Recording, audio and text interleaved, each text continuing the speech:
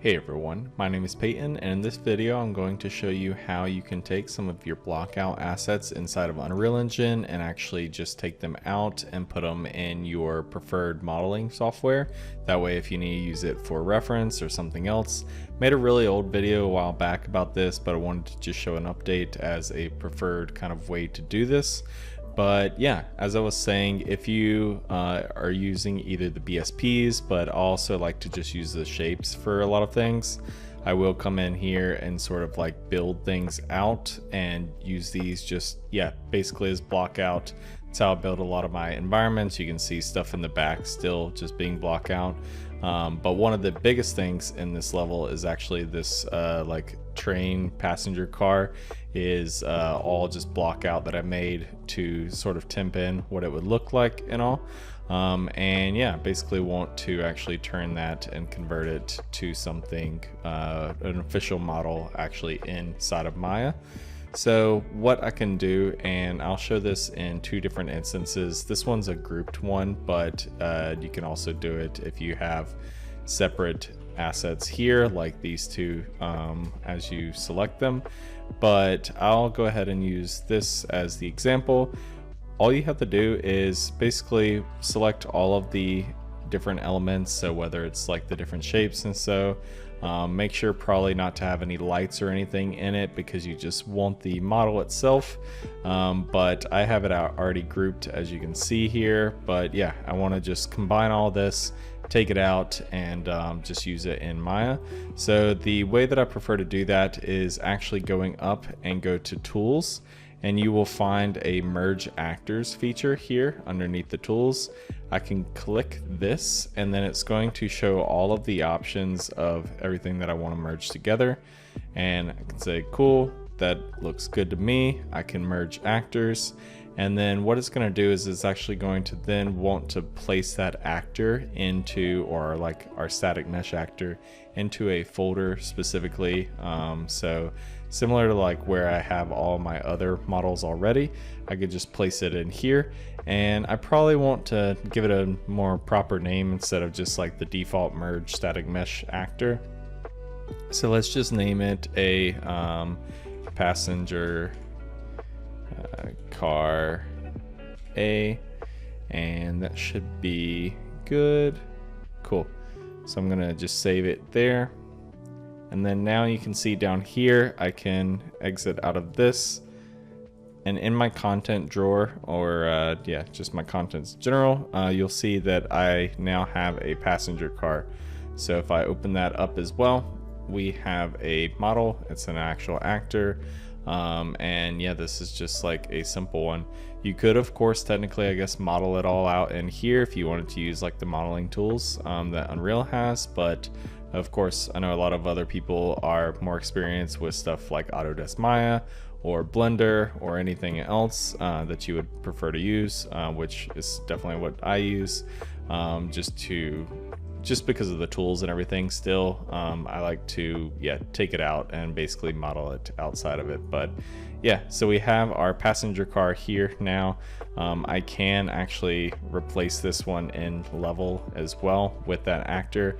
And the nice thing about that is once I were to update it, then it would of course actually be updated and seen as well.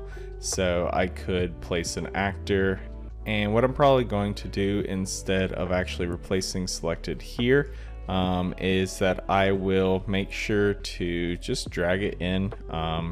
That way I don't have to worry about like, yeah, basically dealing with any sort of like transforms or anything, because sometimes the transforms could be a bit weird. We'll be updating this anyways, so it's not a huge deal if it's not perfectly aligned. But now I can just delete all of that group, and now I have an official like singular model in here. I don't have to worry about groups anymore, and yeah, that is good to go.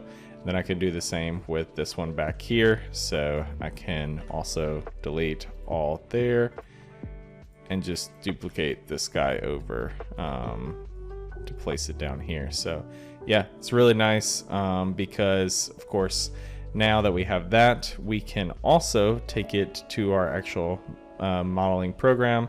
So how do we want to do that? Of course, I can click here and find my passenger car.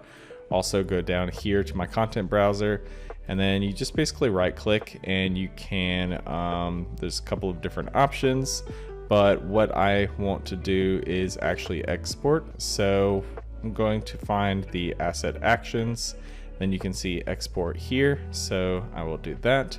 It's going to pop up really big on my window real quick, and then save.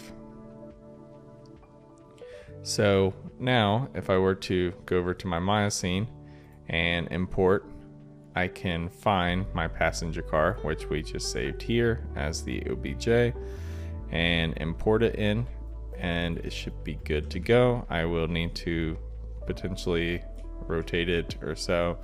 But the nicest thing about this is, yeah, now I have my actual reference scale size and everything in here inside of Maya, and I can just basically reference it. I don't generally model from these actual like blockouts just because they are super basic and pretty messy, but I will use them as scale and sort of like size reference. So it's perfect for, yeah, understanding what's inside. I'll definitely probably get metrics to align much better to what an actual passenger car's size would be. But overall, I find things like this or chairs or something else to be super useful to bring in that way. That way you can basically reference it and yeah, just use it in your modeling program. And then once I was done with this, let's say that I did my perfect model and all, I can then go and basically save this out and actually just save back over that existing one. And then all you got to do is go over to Unreal Engine, right click, and you can re-import, and then you'll be able to like actually import in that model, and it'll be, yeah, really awesome because then it's just already set up in your location and all. So yeah, hopefully that helps basically just get a better understanding of like how you could be using blockouts to your advantage, even taking them into another program and modeling things, or if you also just want to keep blockout more official in here and, you know, maybe use the modeling software, that is another option as well. But yeah, at some point when you have those large groups of things, sometimes it can even just be easier to make it into an asset temporarily, put it into a test folder, and basically use it as like an official blockout asset that you've modeled. So yeah, hope you found this helpful. Of course, if you want to see future videos like this, make sure to subscribe and follow for additional videos kind of coming along in the same pipeline. I'll also probably be making a modeling video soon inside of the engine itself. But yeah, besides that, feel free to check out the Patreon as well if you want to help support the channel. And yeah, I will see you in the next video. All right.